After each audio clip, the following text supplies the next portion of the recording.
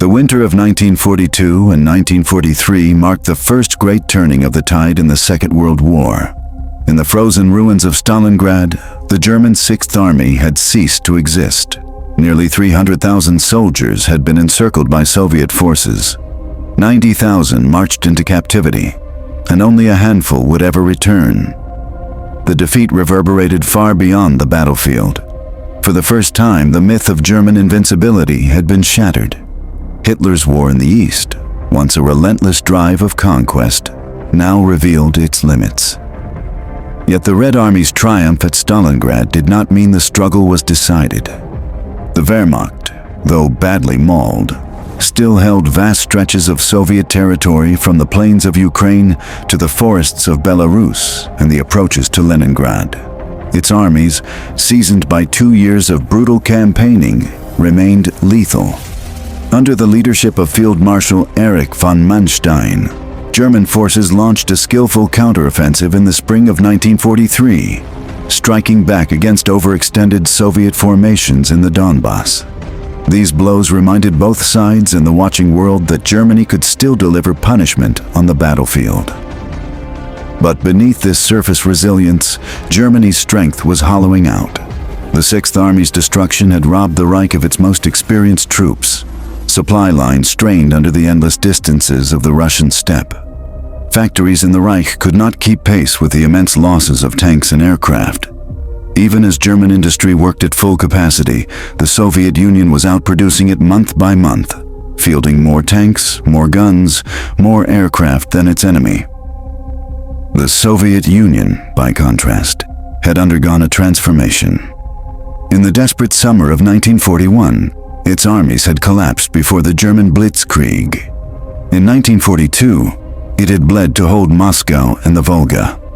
But by 1943, it was a different force altogether.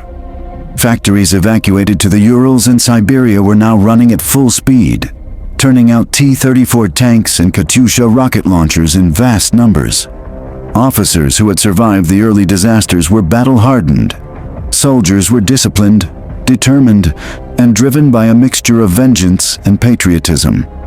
The Red Army was no longer fighting for survival. It was preparing to strike back with growing confidence. In this moment between Stalingrad and the next great campaign, both Hitler and Stalin looked to the future with urgency.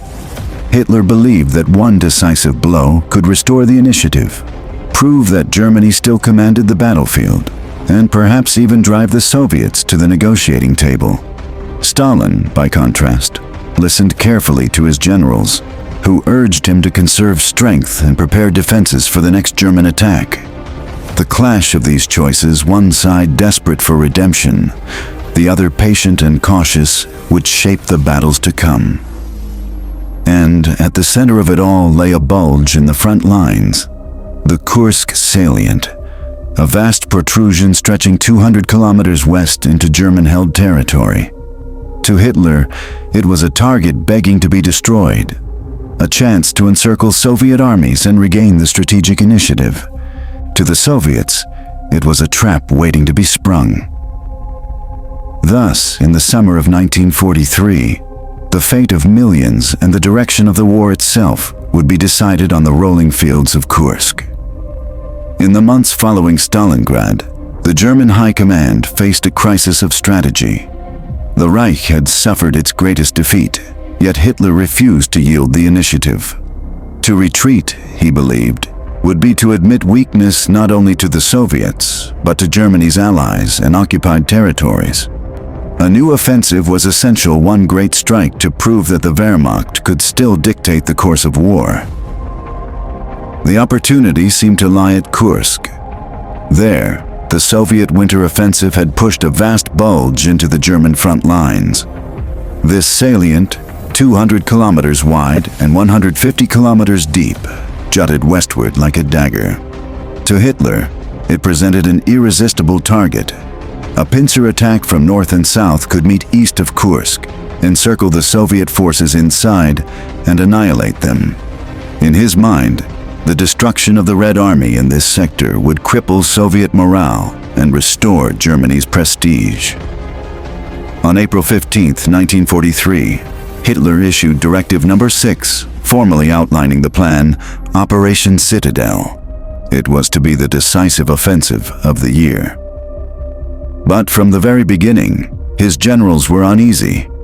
Field Marshal Erich von Manstein, whose skillful counterattacks had stabilized the front after Stalingrad, cautioned against a premature strike.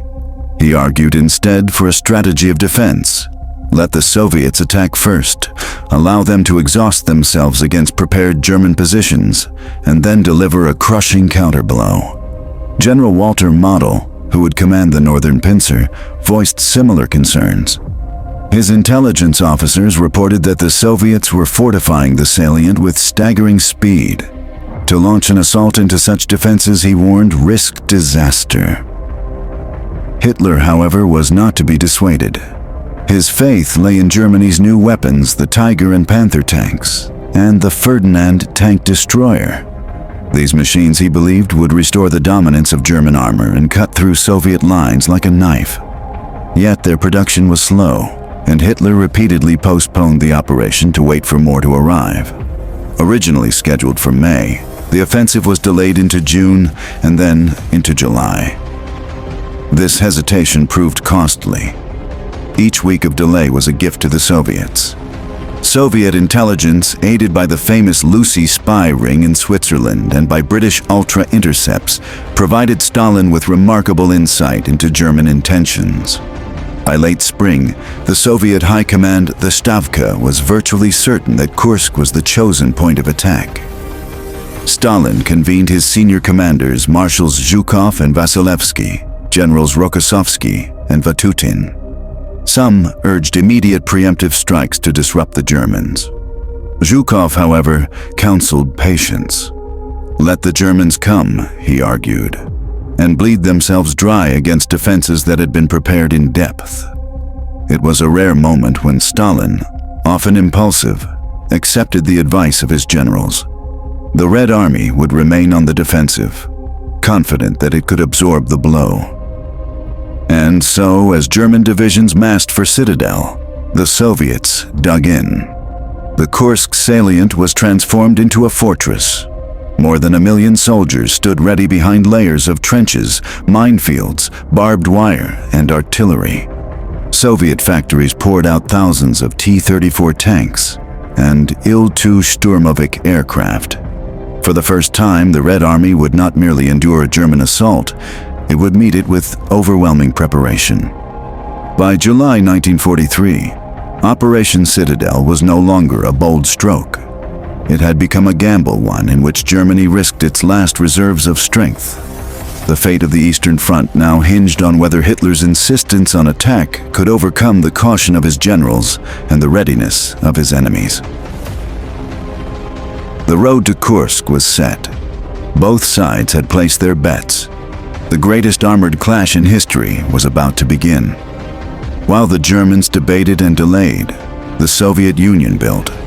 In the fields and villages around Kursk, a vast transformation unfolded.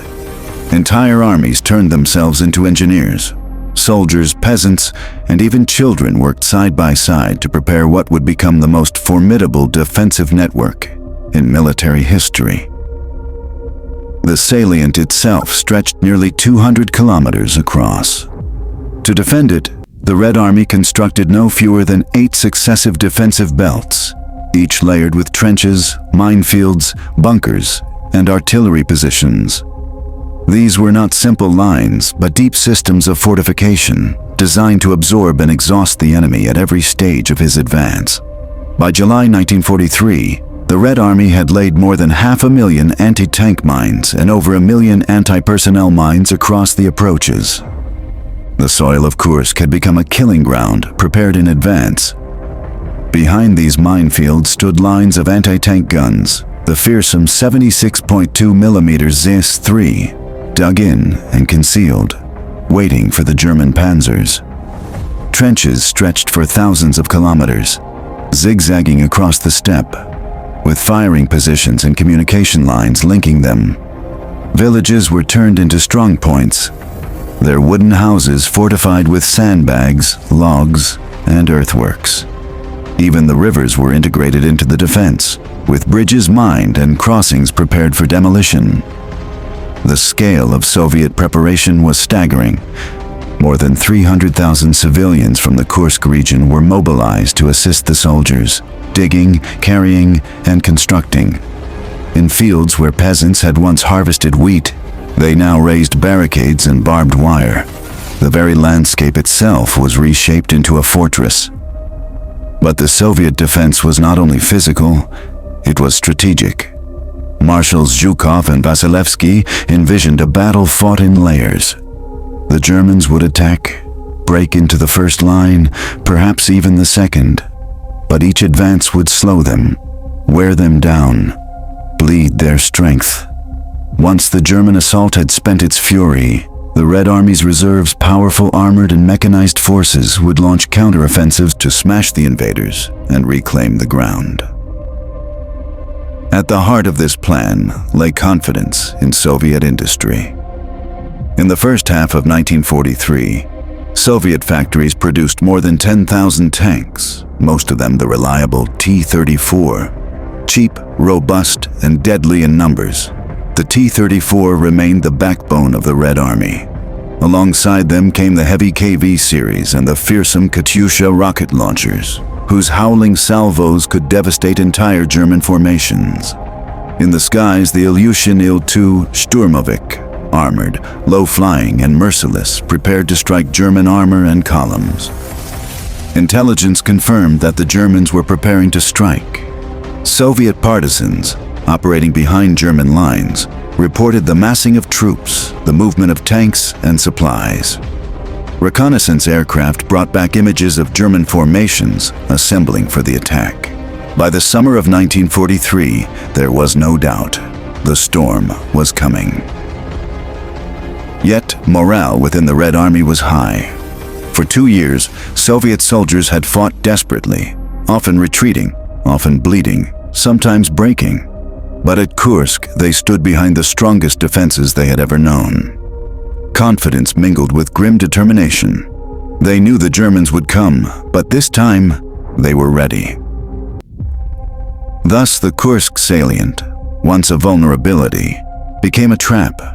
Stalin and his generals had reshaped it into a citadel, designed to absorb the might of Hitler's armies and break them upon its walls.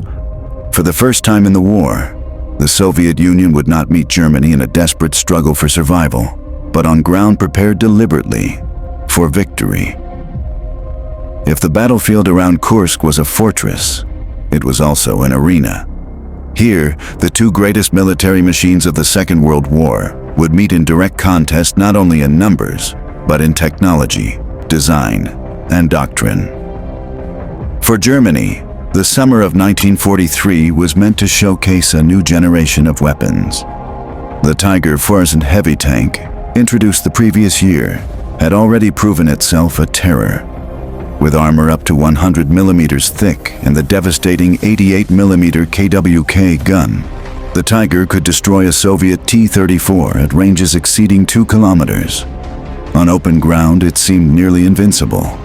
Alongside it came the Panther, a medium tank designed to combine heavy armor and high-velocity firepower with mobility. Its long-barreled 75mm gun was capable of piercing Soviet armor with ease. To these were added the Ferdinand, or Elephant, a massive tank destroyer mounting the powerful 88mm Pak-43. Yet these weapons, for all their power, bore hidden flaws. The Tiger was costly and complex, produced in limited numbers. The Panther, rushed into service, suffered mechanical failures and breakdowns. The Ferdinand, lacking a machine gun for close defense, was vulnerable to infantry armed with mines and Molotov cocktails. Germany's armored spearhead, once sleek and reliable, was becoming increasingly dependent on intricate machines that strained its factories and supply lines. The Soviet Union, by contrast, placed its faith in quantity and reliability. The T-34 remained the backbone of its armored forces. First introduced in 1940, it had already undergone improvements, with sloped armor that deflected shells and a 76.2mm gun capable of destroying most German tanks at medium ranges. More than sheer design, the T-34's strength lay in numbers. Soviet factories relocated deep into the Urals produced thousands each month, ensuring that losses on the battlefield could be swiftly replaced. Heavy tanks also bolstered Soviet lines. The KV series, heavily armored and difficult to destroy, formed key elements of defensive strongpoints. Later, the Su-152 self-propelled gun, nicknamed Zveroboy, the Beast Killer, proved capable of knocking out even Tigers and Panthers with its massive 152mm shells. Soviet doctrine emphasized resilience. If German technology proved superior in duels, Soviet numbers and coordination would eventually overwhelm. In the skies, the contest was no less fierce. The Luftwaffe, though diminished since 1941, remained formidable. Aircraft such as the Ju-87 Stuka, redesigned with heavier armor, were tasked with hunting Soviet tanks. The Focke-Wulf 190 and Messerschmitt 109 fighters sought to dominate the skies, but the Soviets countered with their own growing air power. The Il-2 Sturmovik, armored and armed with cannons and rockets, became known as the flying tank. Produced in the tens of thousands, it roared across the battlefield in swarms, striking German columns with deadly precision. Soviet fighters Yakovlevs and Lavochkins rose to challenge German air superiority, ensuring that the skies over Kursk would be contested with relentless ferocity. This clash of machines reflected deeper philosophies of war. Germany sought decisive superiority through engineering excellence, producing tanks that could outfight any individual enemy. The Soviet Union pursued war as an industrial struggle, producing simpler, rugged machines in overwhelming quantities. It was precision against mass, innovation against endurance. At Kursk, these two visions would collide. Thousands of tanks, German and Soviet, would grind against one another in duels across the steppe. Aircraft would sweep low to strafe and bomb. Artillery would thunder day and night. For the men who fought, technology was both weapon and prison, a machine that might save their lives or fail them at the moment of decision. And in this contest, it would not be perfection of design, but resilience of armies that determined the outcome. The dawn of July 5, 1943, broke over the rolling fields of Kursk with a thunder that shook the earth itself. Shortly after midnight, the Soviet artillery opened fire. Guided by intelligence reports that revealed the German timetable, thousands of guns unleashed a storm of shells upon the massing Wehrmacht formations. It was a preemptive strike, designed to disrupt the carefully timed German assault. The darkness lit with flame as rockets and shells tore into German assembly areas, catching tanks, trucks, and infantry in the open.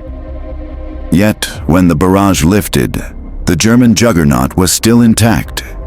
At first light, the offensive began. Along a 1,000-kilometer front, the Wehrmacht hurled nearly 800,000 men, 3,000 tanks and assault guns, and 2,000 aircraft into the Soviet lines. The largest offensive of the war to date was underway. In the north, General Walter Model's Ninth Army advanced toward the city of Kursk itself. German engineers and pioneers cleared lanes through dense minefields, often at terrible cost. Tanks crawled forward under artillery fire, while Soviet machine gunners raked the fields. Progress was measured in meters.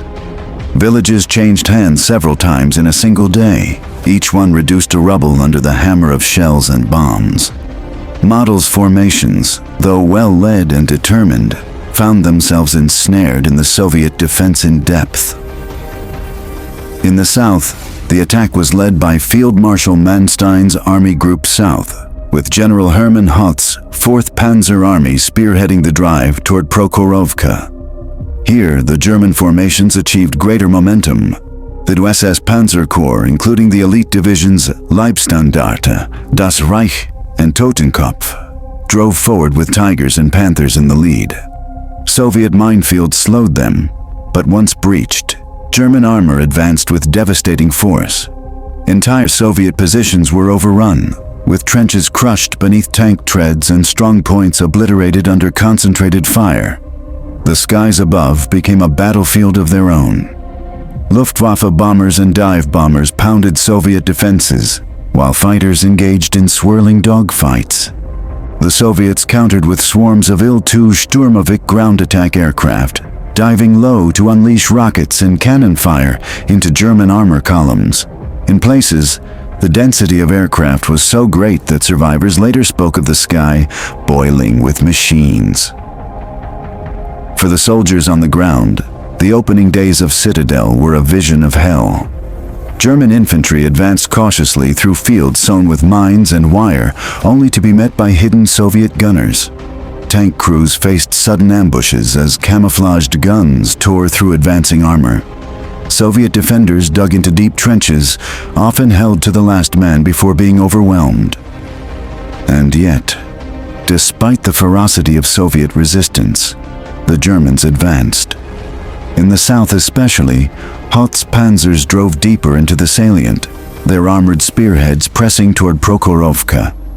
Each village captured, each ridge seized, came at a staggering cost in men and machines.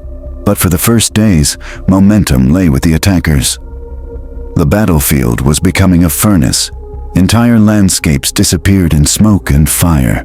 Wheat fields blazed from incendiary rounds, forests shattered under artillery.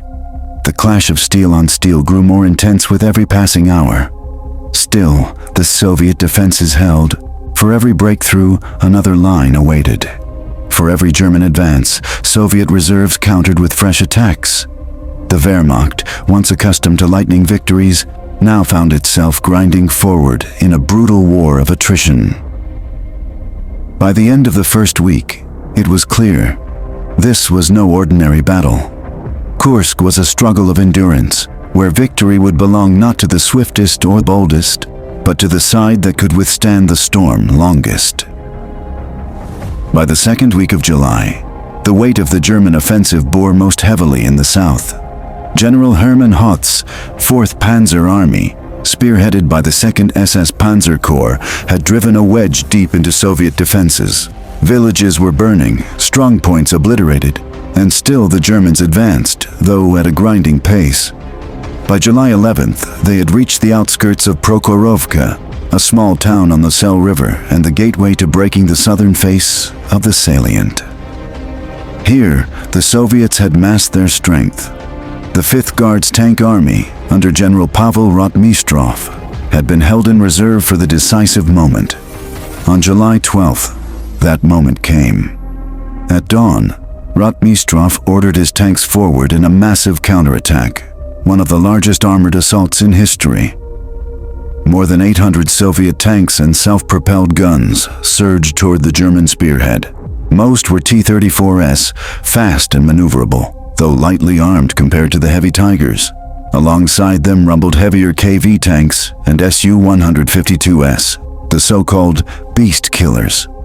The Soviet plan was not subtle. Overwhelm the Germans by sheer weight of numbers, close the distance as quickly as possible, and nullify the long-range advantage of German guns. What followed was chaos on an unimaginable scale.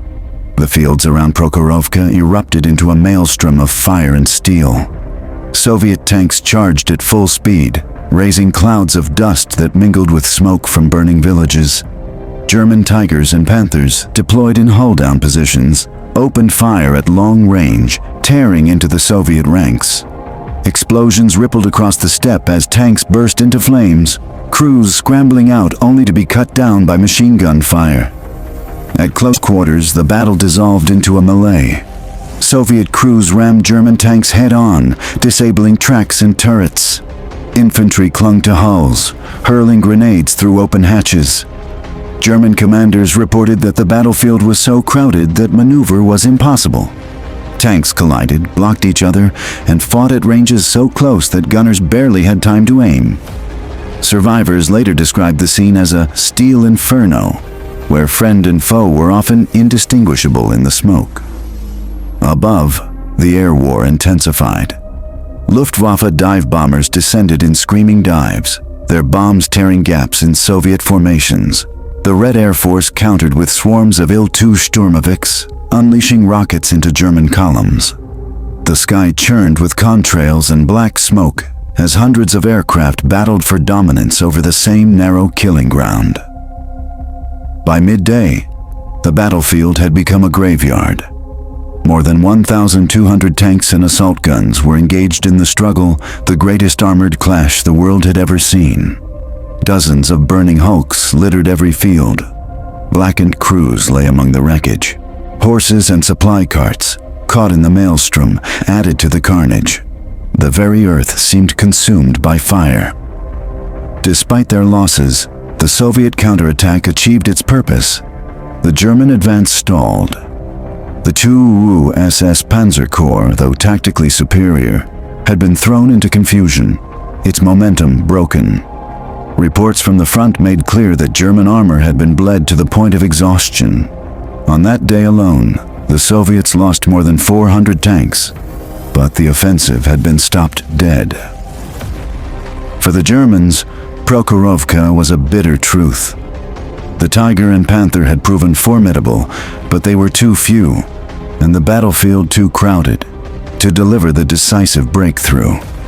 For the Soviets, the cost was staggering, but the result was clear. The southern pincer would go no further. As night fell on July 12th, the fields of Prokhorovka smoldered with thousands of wrecks. Flames illuminated the horizon. The ground was blackened, the air thick with the stench of fuel and flesh.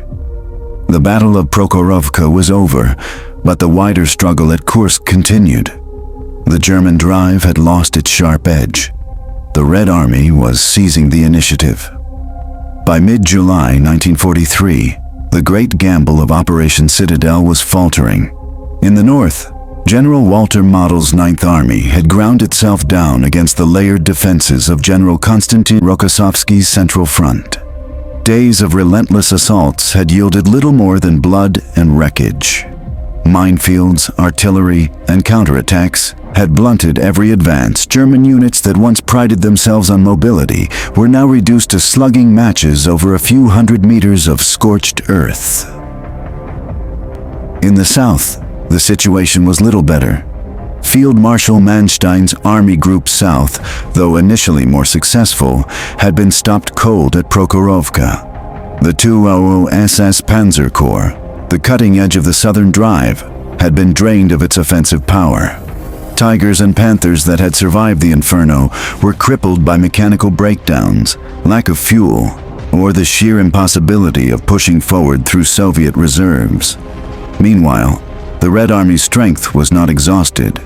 Behind the 1st and 2nd defensive belts lay still more reserves, fresh tank armies, rifle divisions, and artillery corps. The Soviets had constructed their defenses not simply to withstand, but to lure the Germans deeper until the offensive spent itself. Now, with the German momentum broken, it was the Soviets who began to shift to the attack. At this critical moment, news from beyond the Eastern Front struck the final blow to Citadel. On July 9th, 1943, Anglo-American forces landed in Sicily. For Hitler, the Mediterranean had always been a secondary theater. Yet the invasion threatened Italy, the Reich's most important ally. The Führer now faced a dreadful choice: continue pouring resources into the grinding stalemate at Kursk, or divert them to secure the crumbling southern flank of Europe. On July 13th, Hitler summoned his generals to his headquarters at Rastenburg. There, in the Wolf's Lair, the decision was made. Operation Citadel would be halted. Manstein protested, arguing that his forces, though bloodied, could still achieve local victories if reinforced. But Hitler's attention had shifted. The Wehrmacht would be ordered to disengage, to prepare for redeployment to Italy. Kursk, envisioned as the decisive blow of 1943, ended not in triumph, but in retreat. For the German soldier on the front lines, the order was bitter. Thousands had fought and died to breach the Soviet defenses, only to be told the offensive was abandoned. Units that had sacrificed their best strength were left to hold tenuous positions against a swelling tide of Soviet counterattacks. The aura of inevitability that had once surrounded the Wehrmacht was eroding. For the Soviets, The collapse of Citadel was a vindication of their strategy. Stalin's generals had persuaded him to wait, to build defenses, and to strike only when the Germans were weakened. Their gamble had paid off. The Red Army, bloodied but unbroken, now surged forward. On July 16th, Soviet forces launched counteroffensives at Orel in the north and Belgorod in the south. Within weeks, the Germans were falling back across hundreds of kilometers. Operation Citadel, intended to restore German initiative, had instead marked its permanent loss. Never again would the Wehrmacht launch a major offensive in the east. From this point forward, Germany would fight a defensive war, retreating step by step as the Red Army advanced westward. The fields of Kursk had become a graveyard, not only for tanks and soldiers, but for Hitler's last great hope of victory on the Eastern Front. When the guns fell silent over Kursk in the summer of 1943, the battlefield was a wasteland of wreckage. The steppe lay littered with the twisted hulks of tanks, the scorched skeletons of villages, and the countless graves of men who had fought and fallen in the greatest armored clash in human history. The cost had been staggering. German forces suffered more than 250,000 casualties, along with the loss of some 1,600 tanks and assault guns, 700 aircraft, and thousands of vehicles. These were losses the Reich could ill afford. Unlike in earlier years, the Wehrmacht could no longer replace its dead and broken machines with equal speed. Each Tiger lost was a blow to a strained industry already overburdened by Allied bombing. Each fallen veteran represented experience that could not be regained. The Soviets, too, had paid a fearsome price.